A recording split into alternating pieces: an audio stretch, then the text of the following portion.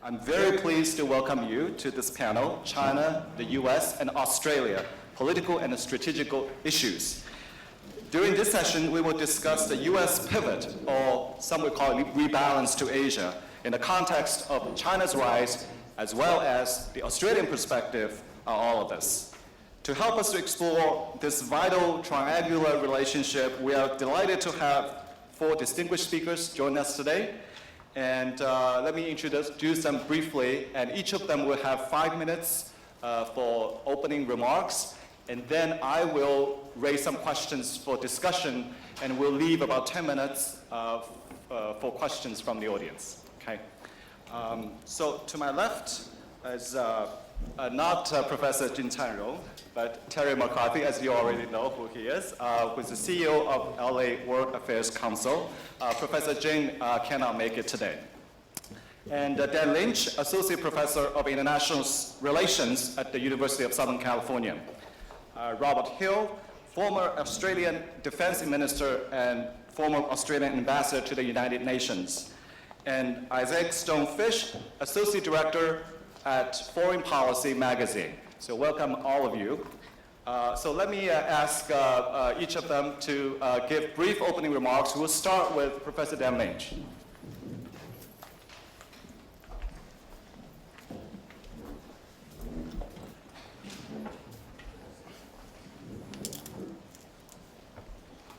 I think I get to go first because I'm the only one with a PowerPoint presentation, but it's going to have to be, I've never given a 5-minute PowerPoint presentation before. Can you hear me if I stand at this distance?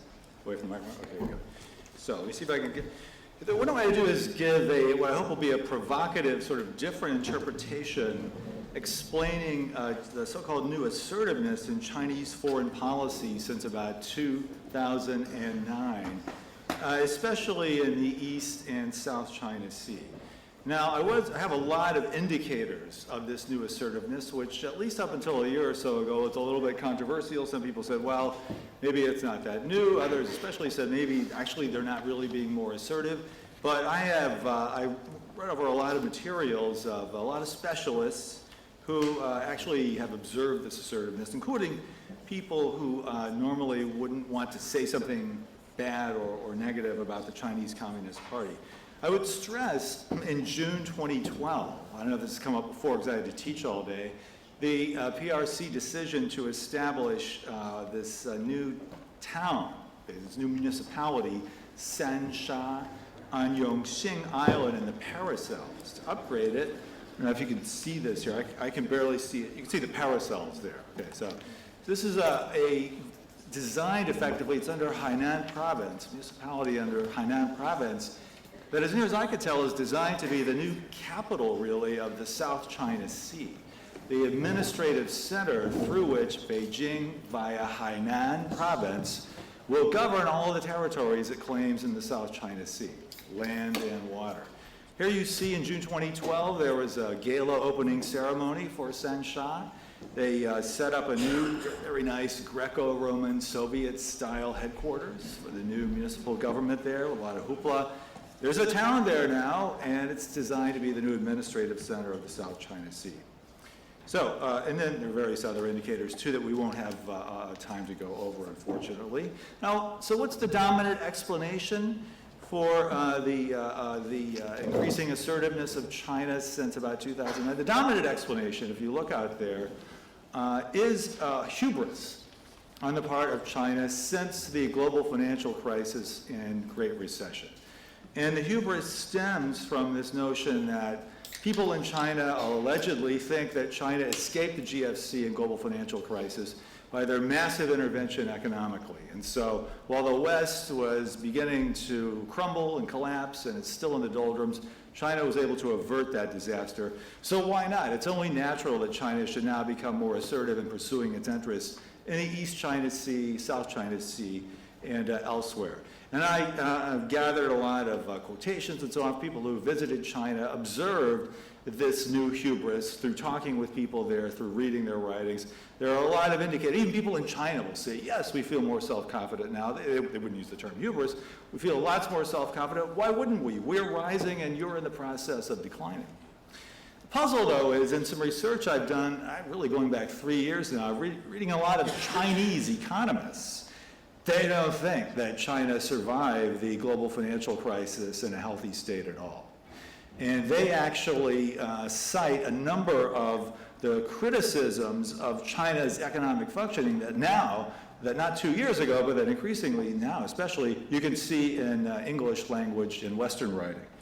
Again, I won't have time to go over all of these, but you know about the excessive reliance on investment to stimulate GDP growth.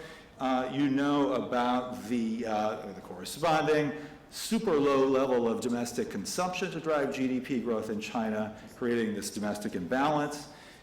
Before 2008, this wasn't so much of a problem because after China joined the WTO, it was able to, through a lot of mechanisms, increase net exports by about 25% a year. That's obviously no longer possible in today's environment. Long-term, relative shortage of natural resources that are wasted because still these state-owned enterprises play a hugely important role in the economy and the incentives to conserve resources like more private enterprises with serious environmental degradation. There's a long list here, increasing income and wealth inequality. The notorious housing and real estate bubble. Beijing is more expensive even than New York City now, so that only very wealthy people are in a position to buy a house. And so much of this new money and credit, between 2009 and last year, I just read a few weeks ago, China pumped $6 trillion of new credit and or money into the economy. Only a small portion of which became relatively GDP. The rest inflated asset prices, especially housing prices. So this is not just Westerners who are saying this, all kinds of Chinese economists are warning this is a bubble. It's a big bad problem. We're really not in good economic shape at all. And then to top it all, the 2010 census results revealed that the workforce, which had been growing by about 6 million people a year in the first 30 years of reform and opening, will after about 2015 start shrinking by 6 million people a year as China ages, okay?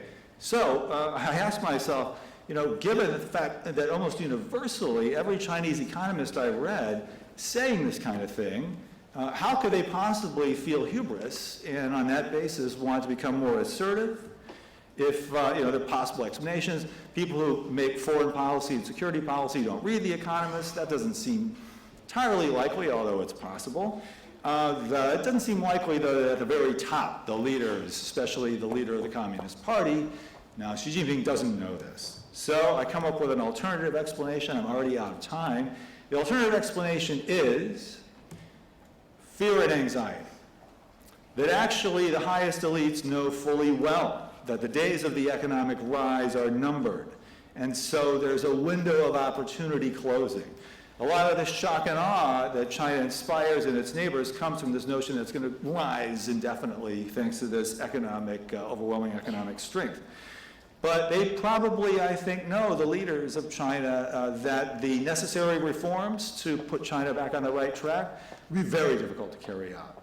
So this document issued from the third plenum back in November, if you read carefully, you'll see there's a lot of indicators there. They know there's going to be a real difficult political struggle. So now is the time to try to establish effective control over these territories, which contain not only oil and energy resources, but also fish, seafood, other things that will be useful for an economy that's really not going to be able, possibly, to make the effective reforms to get back on track economically.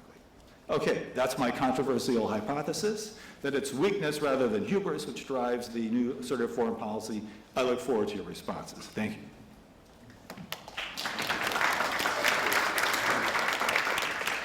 Thank you, Dan.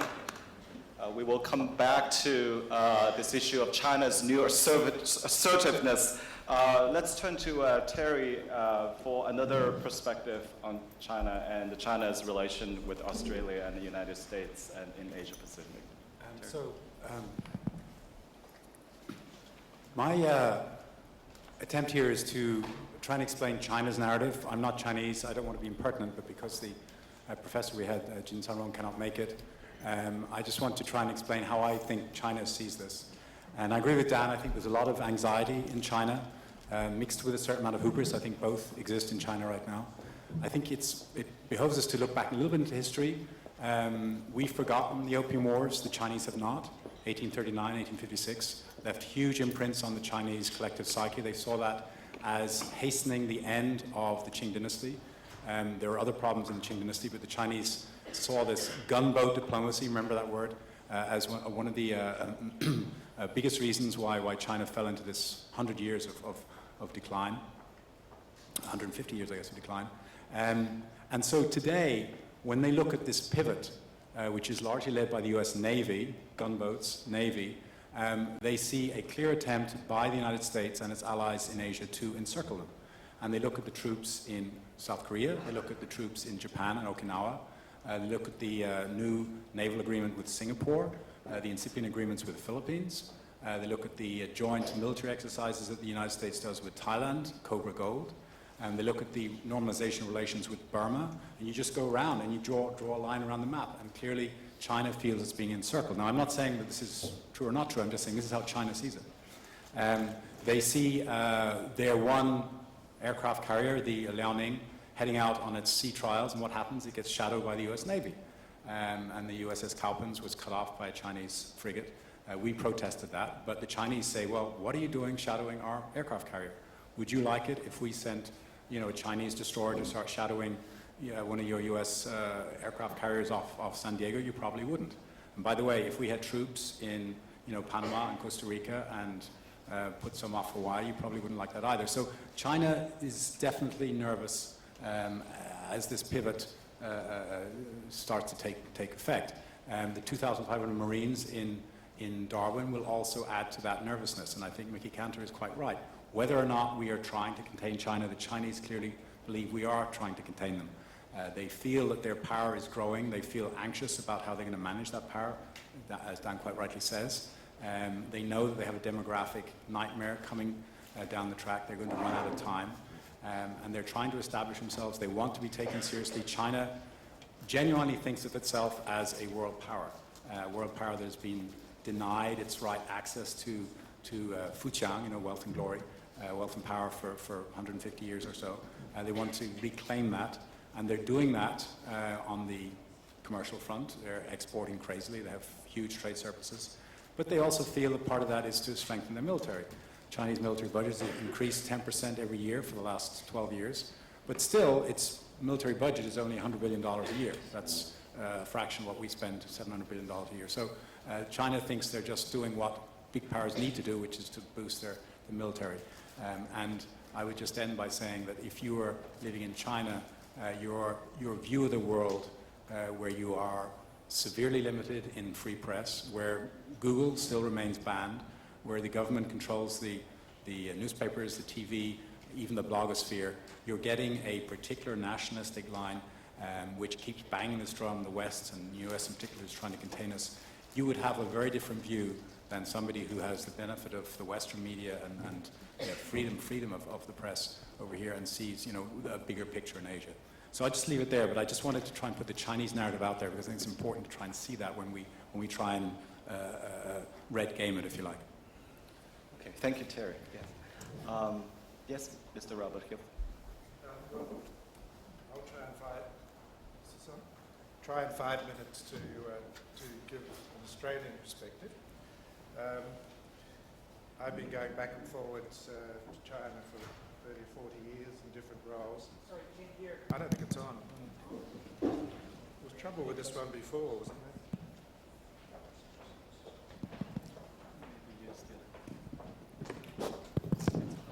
Does this come out of my time?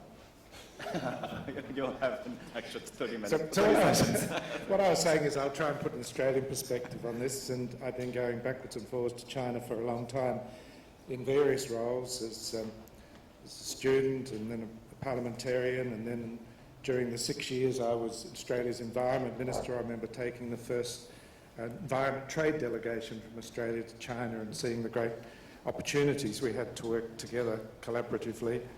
And then as Defence Minister, I remember I was part of setting up the Shangri-La Dialogue, which was an attempt to bring defence ministers and chiefs of defence forces together in the Asia-Pacific region, and the Chinese minister would never come, the only minister who wouldn't come. So after each meeting, I used to go from Singapore up to Beijing to debrief him and have this dialogue about, in your absence, Minister, we talked about your lack of transparency in defence spending, and we'd really prefer if you were more transparent, and furthermore, you're a little more constrained. It would be good for stability in the region. And then, of course, at the UN, I worked with China quite closely, but it was interesting again. I thought they were closer to the United States than they were to us, because, of course, they were in the exclusive club with the United States, and we weren't. And then since as an academic, and I was in Beijing a few weeks ago, and one thing that struck me was how many of the kids were wearing US baseball caps. And I can remember that same experience in Japan about 30 years ago. And don't underestimate that US culture when it comes to young people, whether it's China or anywhere else. But from an Australian perspective, China is very, very important to us, and almost more important every day. And not only because it's our largest trading partner, tourism from China is growing rapidly and filling the gaps left by others. I think there's either 6 or 7 separate Chinese airlines now flying into Melbourne every day. And all of this has really happened in the last 12 months or so. We now have 140,000 Chinese students in Australian universities, which is transformational in many ways in terms of Australian-Chinese relations. The little university that I preside over has about 5,000 Chinese students. The parents come down when the kids get their degrees, and the family wants the photos, and they're incredibly excited. And they all go back a little bit differently. I told a story recently. Usually, most students are pretty respectful when they're getting their degree. One young Chinese male came up onto the stage. He shook my hand, and I said, "Congratulations." And he looked at me in the face, and he said, "Cheers, mate." Something's going on here. So yes, there are a lot of issues about. I've always thought that. I think it has been a Chinese miracle in so many ways. Hundreds of millions of people have been lifted out of poverty in such a short period of time. There is so much of it is a good story. There is so far still to go. And I think you can see the rocky road politically, you can see the rocky road economically, but it's certainly in our vested interests to work with them as best we can to help them overcome those difficulties as they face them, and continue to grow our bilateral relationship both in breadth and in depth. Thank you. Thank you very much. Yes, Mr. Fish. Thank you. So my name is Isaac Stonefish. I'm an associate editor at Foreign Policy Magazine in DC. I've been in DC for about 2 years. Before that, I was in China for 6, reporting on Chinese culture, politics, and economics, and the minor in North Korea. And my other panelists have all made a great group of points, and I just want to add a couple of small things before we get into the conversation. First is on the pivot or the rebalance or the U.S. return to China and Asia, whatever you call it. Chinese foreign policy community hates it. As Terry was saying, they see it as an ill-disguised attempt to encircle China. I'm going to read a quote from a well-known pundit named Luo Yuan, who wrote, it was right before Hillary Clinton came to China, September 2012. He says, "The United States always says it's not trying to contain China. But of its 11 aircraft carriers, 6 are patrolling in the Asia Pacific, as well as 60% of its nuclear submarines and 2/3 of its warships. With China's disputes with its neighbors, the United States always stands on the opposing side, fanning the flames." So there's a general view, I'm not going to say whether or not it's accurate, that the United States is encircling China, and one of the things that the U.S. needs to do better at is convincing the Chinese to see their role in the Pacific in a different way. Over the last month or so, China's arguably most troubling relationship outside of Japan has been with North Korea. I'm sure a lot of you saw or heard about the execution of Jang Song-tak, Kim Jong-un's uncle, reportedly by hundreds of hungry dogs. That probably didn't happen, but however he did die, it was probably not a not a pleasant death. And Zhang, outside of the domestic import of that, Zhang was seen as North Korea's point person with China. And blaming the failure of the two relationship on Zhang Song-tak was very, very offensive for a lot of Chinese. But I do think that despite the declining nature of the relationship between the two of them, North Korea is still a very, very effective buffer state for China. For one, it protects against the tens of thousands of US troops that are stationed in South Korea. For another, China, in Northeast China, there are millions of ethnic Koreans. And as a lot of you probably know, China has a lot of problems with ethnic tensions in Tibet, in Xinjiang with the Uyghurs, and even in Inner Mongolia with the Mongolians. Northeast China is probably the only area in China where there's a large minority population and there are very little ethnic tensions. If North Korea were to fall, if Korea were to be unified, you'd have more likely a large swath of people in that region calling for greater Korean nationalism. I'd say, as long as North Korea doesn't messily collapse, the biggest downside for an unstable North Korea for China is the fact that the United States and Japan can use North Korea as an excuse to build up their military. And while they don't say that publicly, they do say that privately, and I think the Chinese are aware that a lot of what the US and Japan is doing that they claim has to do with North Korea is done, obviously, for China. Thank you. Thank you. Thank you to all the panelists for the introductions. Now, as we talk about the rise of China and its implications in Asia Pacific, I feel there's a very obvious question. I think a question top of our mind is whether China's rise is going to be peaceful or not peaceful. So let me ask the panelists, what does the evidence suggest so far whether China's rise is expected to be peaceful or not peaceful or somewhere in between? Maybe let me turn to Mr. Robert Hill first. Well,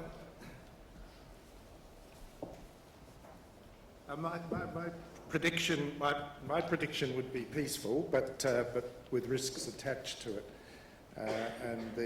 Why peaceful? Because the massive challenges that China faces are basically internal.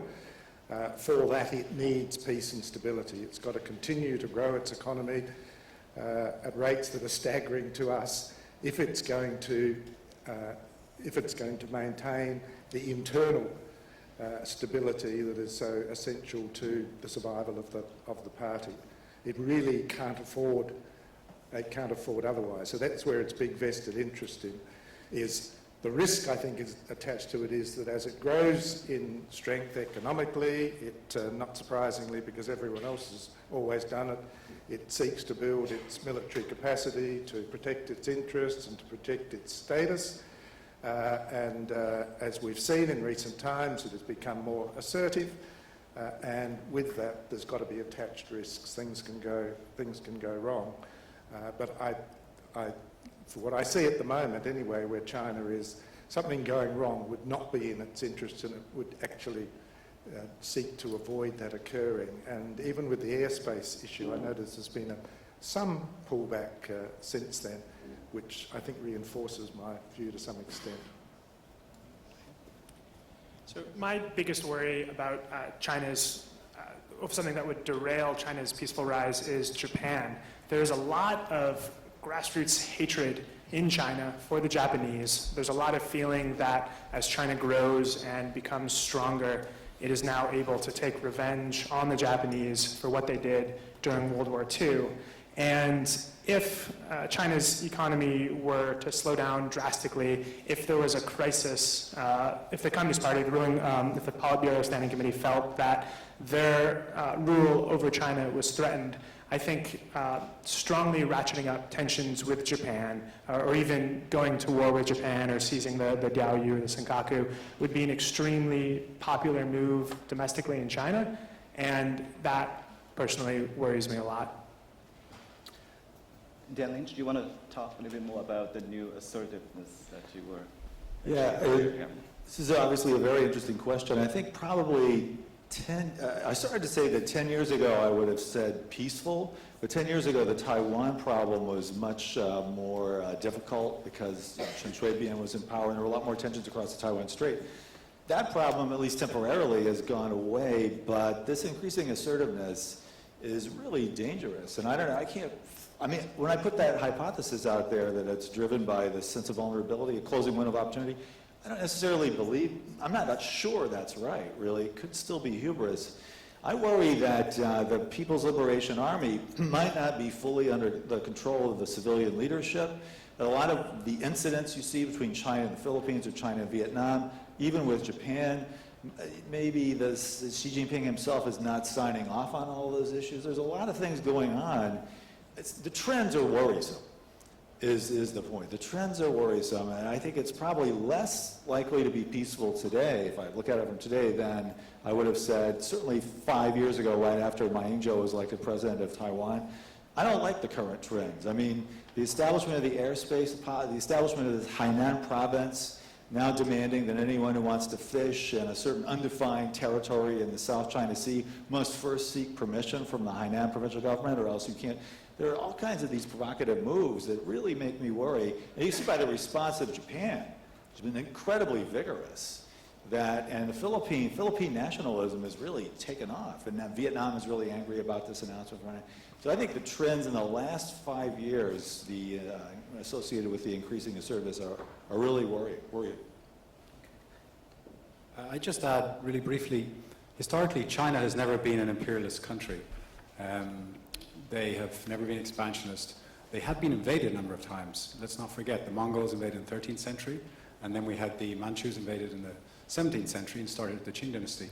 Then they were basically partially invaded by the British and other colonial powers in the 19th century, and then the Japanese, to add insult to injury. So I think a lot of what we see today with China's assertiveness is an attempt to put up strong fences. They want the US Navy outside the second island chain. That's why they're trying to take over the South China Sea and the East China Sea. They want those aircraft carriers out of range. But they don't want to start a war. The Chinese are very pragmatic. They know they would lose a war against the United States. There's no chance, I think, of a US-China war. They have made it very clear that if Taiwan declares independence, they will go to war, and so Taiwan will not do that, because the Taiwanese are also, by the way, Chinese and pragmatic. So why would they do that? But I do agree with Dan. There is a serious danger of a war by misadventure, and Isaac too agreed with Japan, because they're now flying drones over the Diaoyu or Senkaku Islands, depending on which nomenclature you choose, the Chinese, the Japanese. They're sending their naval maritime forces out there in ships. The Japanese are scrambling F-16 fighters all the time. All it takes is one miscalculation, and a bullet is fired in the wrong direction, and then somebody fires another bullet, and you've suddenly got a war. And I don't think either China or Japan would want to go that far, but with the nationalist growth in the political discourse in Japan, and as Isaac points out, the attempt in China sometimes to offlay domestic pressures onto Japan, you could reach a point where neither leader could back down. And so I think the real danger is a war of misadventure, not a war of conquest that China would start on purpose. Thanks. Now on to the question of Australia's relations with the US and China. Does Australia have to choose between the two, or this is a moot question that Australia has already chosen the US by responding positively to US's policy of rebalance to Asia?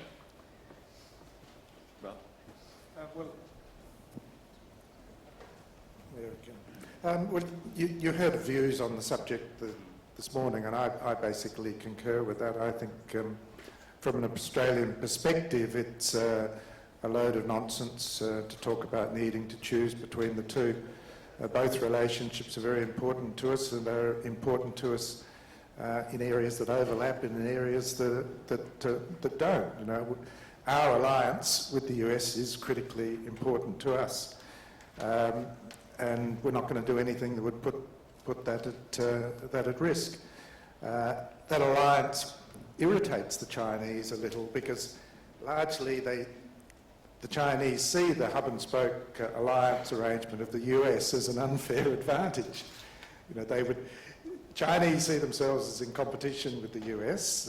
Big players do compete with each other, and they see themselves as a growing player, and they're competing. And from a strategic policy perspective, the US has an advantage because it has all of these alliances with other Asian nations, so they find that frustrating.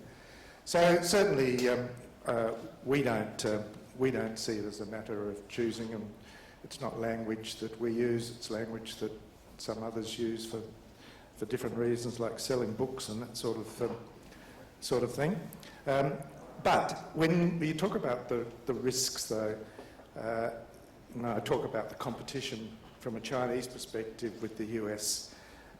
I've said that the hub and spokes they see as giving the US an unfair advantage. When you add it, they tend to assume that what happens with the US policy as it relates to them in China and Asia is designed to be to their disadvantage. So TPP they see as a mechanism for economic containment. So you've got strategic linkages they see as unfair.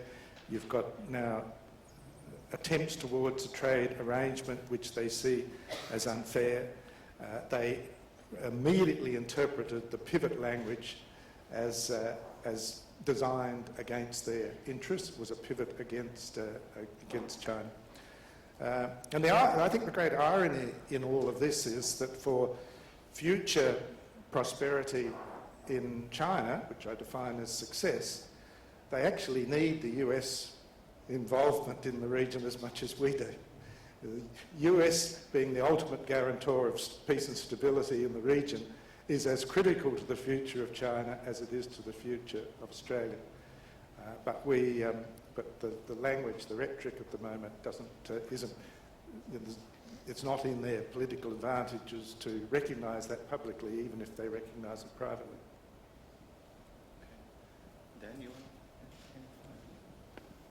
So I'm not trying to sell a book, but I'm going to have to disagree and say that Australia chose the United States decades ago at a point when it would have been madness to choose China. Now, with China's economic and political rise, it's a little more complicated. And I think what China's strategy seems to be with Australia and countries like Australia, not with countries like Japan, more with South Korea, Indonesia, other countries of around that size, is similar to the successful strategy it's had over the last 5 years with Taiwan, which is to try as much as possible to keep politics as far out of the relationship as they can, to really focus on the economic, to build really close trade ties between the two countries, and then whenever in the future, if political relationships sour, the business relationship will help to shore that up. Well, just responding briefly, because that might be all very well if you're of the type that shops around partners. Australia has a long and important relationship that goes beyond economics. It's a bond, and it's been reinforced over a long period of time, and it's been reinforced on many occasions with the shedding of blood with the United States. So we're not going to walk away from that, come what may. But we're also going to we're friends of China. We want to expand our relationship with China. We will grow it to our advantage, and we hope we'll grow it to their advantage. Why can't you have both those relationships?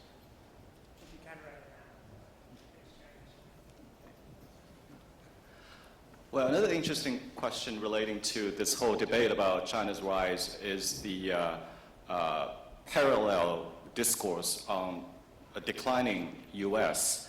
And I would like each panelist to comment a little bit on how this discourse, the declining U.S., is discussed or debated in the three countries by their opinion makers.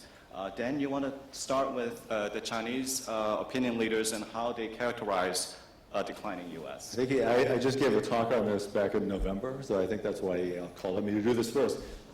Yeah, there is a debate in China. A lot of people since First of all, going back all the way till the 1980s, and probably even before then, a number of writers in China have been predicting the inevitable decline of the United States and the broader West. Just a matter of time before they decline and China rises. This picked up in the years after 2008, 2009, global financial crisis being one reason, but also the debacle in Iraq and getting bogged down in Afghanistan played a role in that too. So that there are a lot of people writing in China really boasting that finally, we've been waiting for this for so long and predicting it, finally the decline of the U.S. has begun in earnest. But there are a minority of writers in foreign policy, like Wang Jisi, probably the leader in this camp, famous Peking University professor, who says, wait a minute, it's too early. The United States really has a whole lot of strengths. And, you know, let's not be surprised if the United States is able to limp through the current problems and actually emerge quite strong again by 2020 or so. Yang Jiamian of Shanghai Institute of International Studies says the same thing. They tend to, and then when they write these articles, have to pay lip service to the notion that eventually the United States will inevitably decline, but it doesn't look like it's going to happen for the next decade. And what they're doing, they're patching into this debate over the increasing assertiveness, because people like Wang Jisi and Yang Jiamian, those who don't think the United States is really declining yet, are warning this increasing assertiveness is really risky. Let's not overestimate our own strengths relative to strengths of the U.S. There's all kinds of subterranean strengths in science and technology, the way the culture works and so on, the U.S. has, and even Japan. Wang Jisi goes out of his way to say Japan is more powerful than China. It doesn't have nuclear weapons, but look, it went through 20 years of economic doldrums and still didn't have any major social political turmoil. So there are, these people, I think, based on my scant reading, are in the minority, but they're also still quite influential. And so the debate goes on, and it's tied to this debate over the increasing assertiveness. So how about this debate in Australia? How does this play out? Really the two kind of intertwining debates about rise of China vis-a-vis a declining U.S. I think it's the Australians do you know, chatter a lot about the US, and that's been fed through, you know, lots of media. And Australians, I must say, in recent years have looked at the US political system bemused, actually. Some even gone as far as to suggest it might be dysfunctional. Can't imagine why. You add that to the global financial crisis and the economic woes of the US, which now seems to be coming out of, and from Australian perspective, I think in terms of manufacturing the like, you know, you're on a trajectory that we would like to be on. But the reality is that you may have too many checks and balances in your political system. China doesn't have enough. You've got a system that will cope with extraordinary events, and it might look a bit awkward, but it has a history of working its way through, and it's going to work its way through. I just said economically, as far as I can see, you're in recovery, and as was said also said this morning, from a military perspective, you know, you are still so far out ahead that there's an ocean between the two. So I don't think serious thinkers in Australia see they see the US having gone through a difficult period, but they also recognise the great strengths of the US. It's, you know, its education. It gets a bit awkward to talk about this in Australia, but it's migration policies that are ensuring that labour costs are managed. It's you know, all these inherent strengths. Its capital base, and again, it was mentioned. You know, the US, the largest investor in Australia by far. These are great assets, and I think they'll hold the US in good stead for a long period of time. So, despite a popular debate in Australia, I think most reasonable thinkers are not seeing any serious decline in the US. Let me just say, before he took over from Hu Jintao, Xi Jinping made a famously unguarded comment to some journalists, Chinese journalists on the plane. It was just after the economic crisis here had hit, and the US was still hectoring China about something, and he said, how dare the Americans criticize us Chinese when they've all got their heads in the trough just trying to feed themselves and get fat. I think his tone has changed now that he's got in power, and he's discovering there's a lot of Chinese very senior officials who also had their heads in their troughs, and the various corruption investigations that he's now instituted are getting higher and higher, as we've seen. And I think also the Schadenfreude that was quite clearly in evidence in China after the economic recession hit here at the very beginning, that is also starting to lessen as they realize the United States has this extraordinary ability to bounce back. And of course, China, I think, is very nervous. If they were to hit that type of wall, would they be able to bounce back as well as we can? We have some very solid institutions. We've got the Fed, which is independent. We've got an independent judiciary. China's always scared of confusion, scared of chaos. And I think that now they've seen that we've been able to bounce back. The type of US decline, US is in decline rhetoric is on the decrease. And your friend Wang Jisi, his stock is starting to rise as China realizes, well, maybe not quite yet. The US is still going to be around for quite some time. Quick point about Washington. I think whether or not the U.S. is declining globally, it is declining in vis-a-vis to China, economically, politically. I think the questions of China's long-term strength are valid ones, but I do think that barring a Chinese crisis, the United States realizes it needs to learn how to deal with China, maybe not as an equal, but as the closest thing it's seen to an equal since the early days of the USSR. Okay. So we already talked about Japan, and I'm wondering, how do some of the other regional players kind of fit into this whole picture? What about Indonesia, South Korea, India, or the ASEAN nations?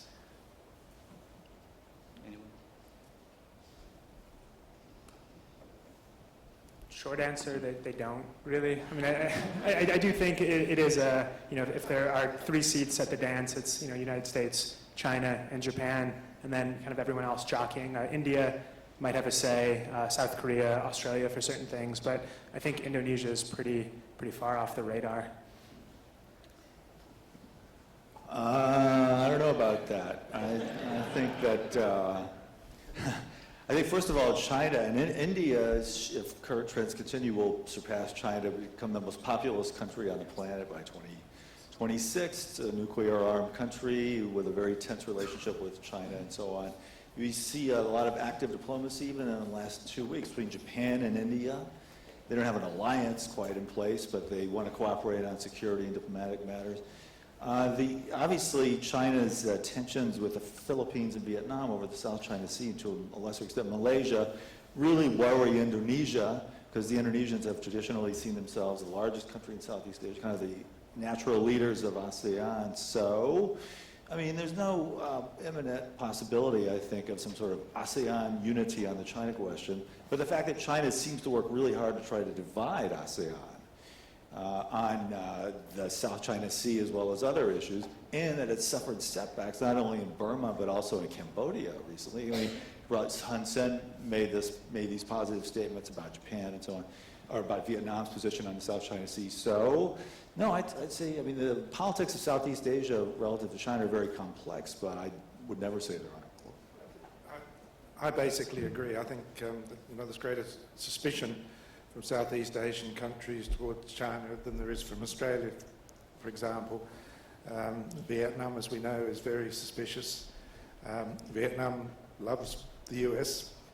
US stability in the region is critically important to Vietnam. Philippines is very on edge over some of the territorial claims and the way in which they're being backed up. Burma is interesting because, to the Chinese astonishment on some of the economic developments that had environmental connotations, Burma stood up to China, which is what they were not expecting. After all of their investment and so forth, you expect to get a political benefit as well as an economic benefit. So I think it's in many ways, it's amazing, because we're talking about this morning as the area of the region of great opportunity and growth. But politically, it is still very unsettled in many ways, which reinforces what I said a few minutes ago, the importance of the role of the US. We want the US to understand that we appreciate how important their role is. You know, in many ways, the US investment, huge investment in peace and stability in the region, has enabled us to prosper, and that's still it's still the case. So it reinforces the need. I think I'm most worried that it's a bit contrary to the rhetoric of the pivot, but that the US mightn't understand that we do in fact recognise the importance of the US role in the region, not to the US, not just to the US, but to all of the other states that are benefiting from it. Okay, let's take a few questions from the audience. Yes, please, the gentleman in the back. Yeah. What do you think of this new trend? Thank you. What do you think of this new trend of resource nationalism? China tried to keep all of its rare earth metals for itself, and now Indonesia, which supplies 80% of the bauxite for China as aluminum, now Indonesia has said that they're going to restrict exports of bauxite and nickel, tin, other things. Has China been basically teaching other people how to behave badly, and will that now boomerang back, since we're talking about Australia, back against China? And will Chinese go, oh, maybe we shouldn't teach people all these bad habits? Is there anything like that kind of discussion going on in China, that their rise is leading to bad mirrors? I think people know how to behave badly naturally. I don't think that'd be taught by China. I haven't, personally looked at the Indonesian case and all that. Resource nationalism is always there underneath the surface, even since increasingly open international trade system since the 1940s. But so it ebbs and flows. I don't know that it's any worse now. I kind of doubt that it would worsen significantly myself, just because of WTO rules and because of deeply entrenched and institutionalized markets and so on. It's not. It's one of those. It's one of those additional elements that can contribute to increasing interstate tensions. But by itself, I don't see it becoming terribly important. Well, we think it's a bad thing. It's a dangerous thing, and we'd do our best to persuade against it. And so we can also see an opportunity in it, and we're interested in further developing our rare earth resources. And to compete with the Chinese on the international market, then you might find they'll become a little less restrictive in their exports. But for different reasons, different states have had these policies, and until recently the export of natural gas from the US has been constrained to our advantage. And now you're being a little less resource nationalistic about that. You're going to be competition for us. Any other questions? Yes, please. Please identify yourself before you ask the question. Hi, I'm Natalia Ramos. I'm a political science student with a focus on Asia. So I'm actually curious, with the rise of Southeast Asian countries, Vietnam stands out for one. Their economic rise, and they're producing more than ever. Do you see that affecting China and the Chinese economy, and could that lead to potential tensions? Vietnam is so much smaller than China that now, and that's also suffered economic difficulties in the last 5 years. Inflation is really difficult for Vietnam to get a handle on. I don't think that China would worry about increasing local Vietnamese naval strength, right, which it's still a long way away from attaining relative to China, or increasing Vietnamese naval cooperation with the United States. Those are the kind of things I think China would worry about. And of course, disinvestment in China, whether foreign investors or Chinese investors themselves moving to Vietnam or other Southeast Asian states, maybe India, and then causing pockets of unemployment in certain parts of China. Those things will work. But Vietnam is just so much smaller than China that I don't think China is worried about Vietnam's rise. Thailand is worried about Vietnam's rise. I don't think China is. Yes, please. Yeah, hi, Peter Bryan, Senior Fellow at Kellogg School of Management. Question is, obviously we live in a multilateral world, but it's the first time Australia's faced a situation where its largest trading partner is no longer its largest strategic partner. So, we had Britain first, then the United States, now China's our largest trading partner in the US. And that's a much more complex foreign policy world in which to live, because there's always going to be situations where you do have to choose. If their friction comes up, it's hard to play both against each other. And I'd just like comments from the panel around, how is Australia coping with that kind of new complexity in its foreign policy relationships, and what more can it do? And what does it do in a situation where it may have to choose in a given situation? So. Well, it's the same question again, isn't it? It's you've got to be smart, don't you? And if you're not smart, you employ good diplomats. It's not the